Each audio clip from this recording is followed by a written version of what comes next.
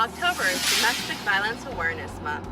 Suntran is committed to supporting the important work that Emerge does in our community. Join us for our virtual Stuff the Bus. This year, we're stuffing the bus online. Hi, my name is Christina, and why I speak out against domestic abuse is because using my voice helps others use theirs.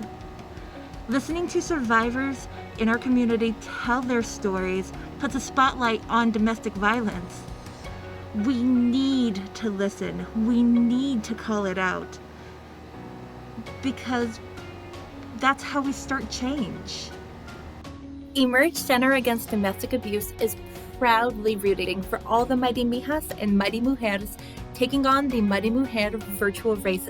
You are all truly mighty. My name is Ariana Heiner, and I serve as the Vice President of Philanthropy for the Beta Lambda chapter of Alpha Chi Omega at the University of Arizona. We pledge to break the silence needed to end domestic violence because women ages 18 through 24 and 25 through 35 experience the highest rates of intimate partner violence. I support domestic violence awareness because men, women, and children deserve a safe and loving space to come home to each and every day.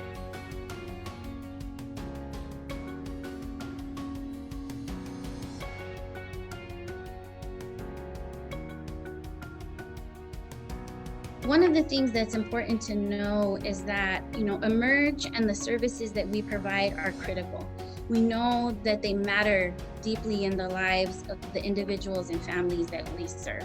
But we also know that Emerge alone cannot address the entirety of this issue in our community. So we have to also think about other places and spaces in our community where people who are being hurt in their relationships frequent. And doctors' offices, hospitals, medical providers overall are a key piece of that kind of a philosophy. And so I think healthcare providers need to really understand that bigger picture for somebody and all of the things that they might be considering when they're asked a really simple question about, is someone harming you at home? There's a ton of other considerations that go through their head. I also think that thinking about the environment at the provider is really important. Are there other people around when the questions are being asked? Is there signage in the rooms that tell patients that it's a safe place and that they can ask for help there if they're being harmed?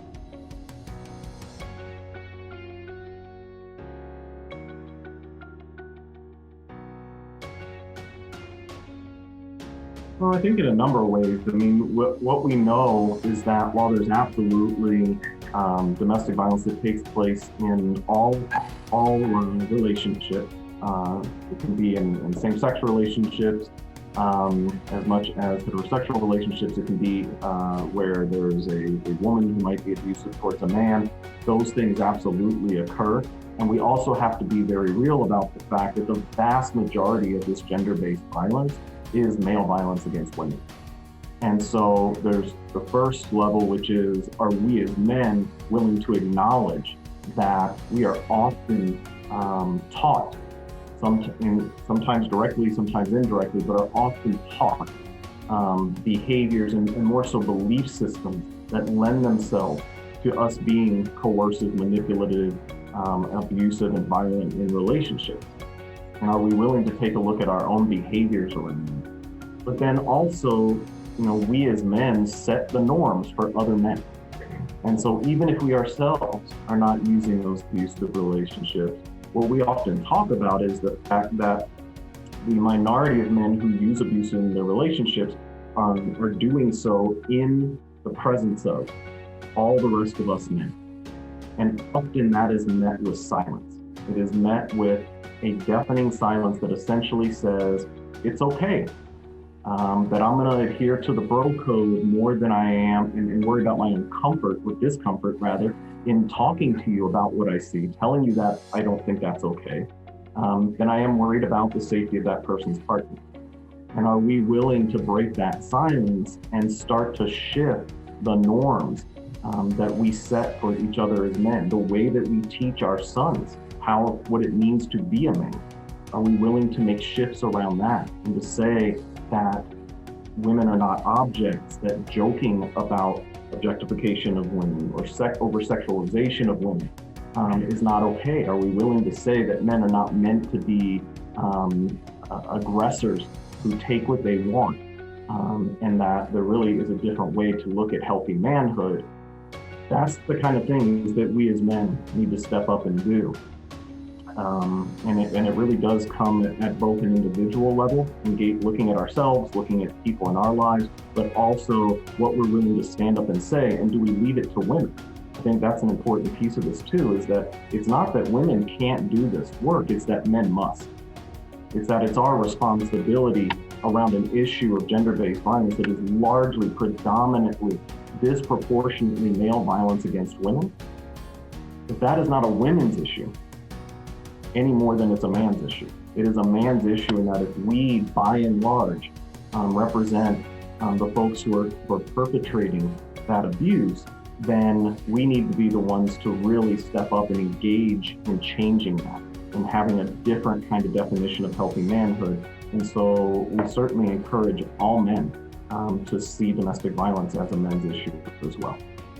As Ed said, this is not a relationship issue, but when you look at the prevalence and the numbers of people who are impacted, that tells us it can't just be an issue of individuals, but that there's something about the way we grow humans in our society that teaches them.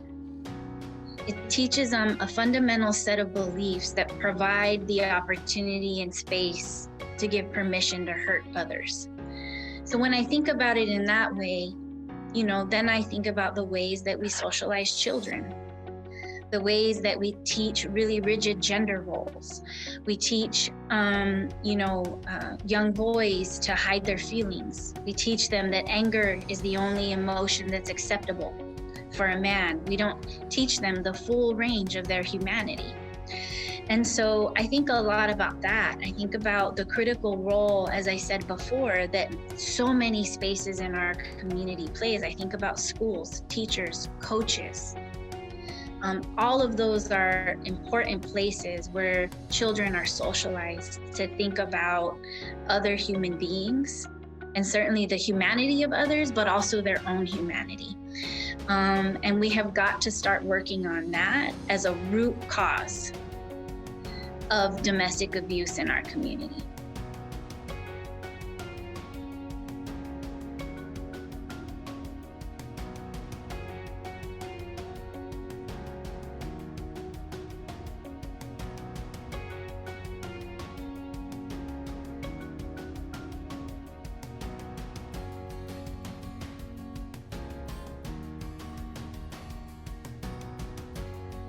My name is Lauren Olivia Easter, and I'm speaking out against domestic abuse because I myself am a survivor. I had to be silent for so long, and now I'm utilizing my voice to not only share my story, but to help educate others. We all deserve a life free from abuse, and I'm so excited to be volunteering with the Merge and supporting with them during Domestic Violence Awareness Month. Hi, my name is Lauren and I'm a student at the University of Arizona. And did you know that abuse can happen in dating relationships, affecting youth and young adults? Nearly 1 in 3 college women have reported experiencing some form of domestic abuse.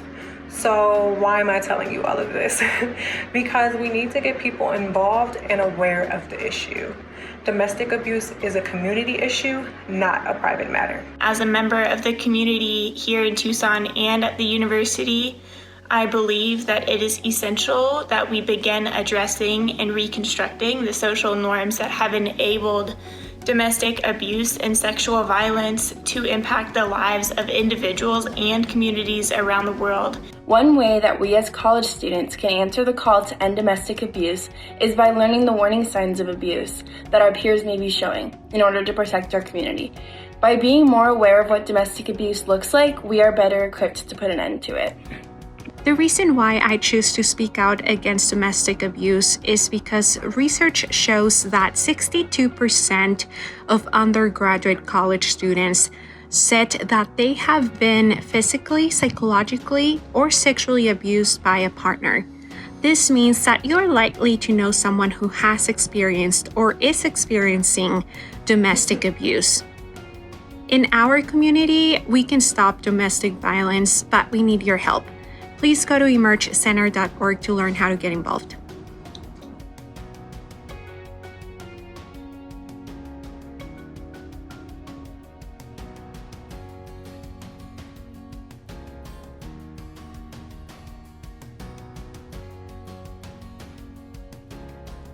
Hi, I'm Robin Austin, Community Relations Manager for Tucson Federal Credit Union. We must ensure that our commitment endures to end this social problem. I believe that each of us can take an action. For example, donate. Any amount is greatly appreciated and will be put to good use. Volunteer. Yes, it is possible to safely volunteer during this pandemic. So please reach out to Emerge and ask how you can help. And finally, speak up and speak out. Using your voice to speak out against domestic violence can help save lives. Remember, we all deserve to live a life free of abuse.